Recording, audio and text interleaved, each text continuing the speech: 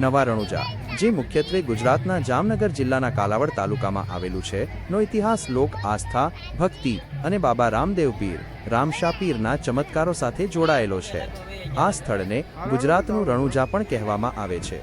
અહીં નવા રણુજા ધામના સ્થાપના અને તેના ભવ્ય ઇતિહાસની સંપૂર્ણ વિગત આપી છે. 1. મૂળ રણુજા અને નવા રણુજાનો સંબંધ.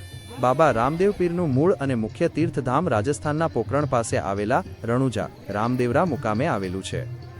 સદીઓથી ગુજરાતમાંથી લાખો શ્રદ્ધાળુઓ પગપાળા કે અન્ય વાહનો દ્વારા રાજસ્થાન રામદેવરા દર્શને જાય છે. પરંતુ જે ભક્તો છેક રાજસ્થાન સુધી જઈ શકતા ન હતા, તેમના માટે ગુજરાતની આ પવિત્ર ભૂમિ પર નવા રણુજાની સ્થાપના થઈ. 2. સ્થાપનાનો ઇતિહાસ અને પરચો, ચમત્કાર. નવા રણુજા મંદિરની સ્થાપના પાછળ એક ખૂબ જ રસપ્રદ અને શ્રદ્ધાપૂર્વકની કથા જોડાયેલી છે. ભક્તની અજોડ ભક્તિ. વર્ષો પહેલા આ વિસ્તારના એક પરમ રામદેવ ભક્ત, સ્થાનિક લોકવાયકા મુજબ નગાબાપા અથવા અન્ય સંત પુરુષ, દર વર્ષે પગપાળા રાજસ્થાનના રણુજા દર્શને જતા હતા.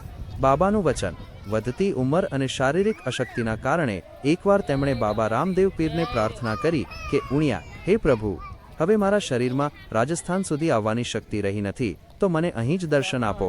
ભૂમિની પસંદગી. ભક્તની સાચી ભક્તિ જોઈને બાબા રામદેવ પીરે સ્વપ્નમાં આવીને સંકેત આપ્યો કે તારે હવે રાજસ્થાન આવવાની જરૂર નથી.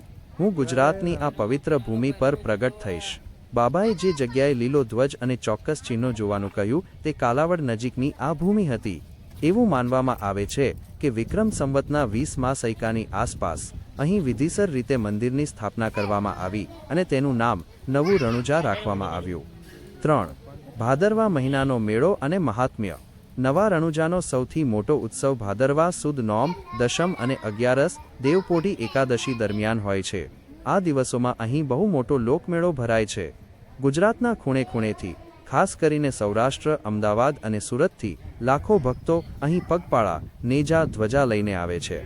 મંદિરમાં બાબા રામદેવ પીરના અશ્વ, ઘોડા અને પગલાની પૂજા થાય છે. મુખ્ય આકર્ષણો અને વિશેષતા. ભવ્ય મંદિર. મંદિરનું સ્થાપત્ય સુંદર અને વિશાળ છે, જ્યાં ભક્તો માટે રહેવા અને જમવાની આ પ્રસાદની ઉત્તમ વ્યવસ્થા આશ્રમ અને ટ્રસ્ટ દ્વારા કરવામાં આવે છે. અખંડ જ્યોત. મૂળ રણુજાની જેમ જ અહીં પણ બાબાની અખંડ જ્યોતિના દર્શન થાય છે. શાંતિનો અનુભવ. કાલાવડ હાઈવે પર આવેલું આ મંદિર પ્રકૃતિની વચ્ચે શાંત વાતાવરણમાં આવેલું હોવાથી અહીં આવતાની સાથે જ માનસિક શાંતિ મળે છે. આજે આ સ્થળ માત્ર સૌરાષ્ટ્રનું જ નહીં, પરંતુ સમગ્ર ગુજરાતનું એક મોટું અને જાગતું આસ્થા કેન્દ્ર બની ગયું છે, જ્યાં લોકો પોતાની મનોકામના પૂર્ણ કરવા માટે બાબાના ચરણોમાં શીશ ઝુકાવે છે. બોલો રામદેવ પીરની જય.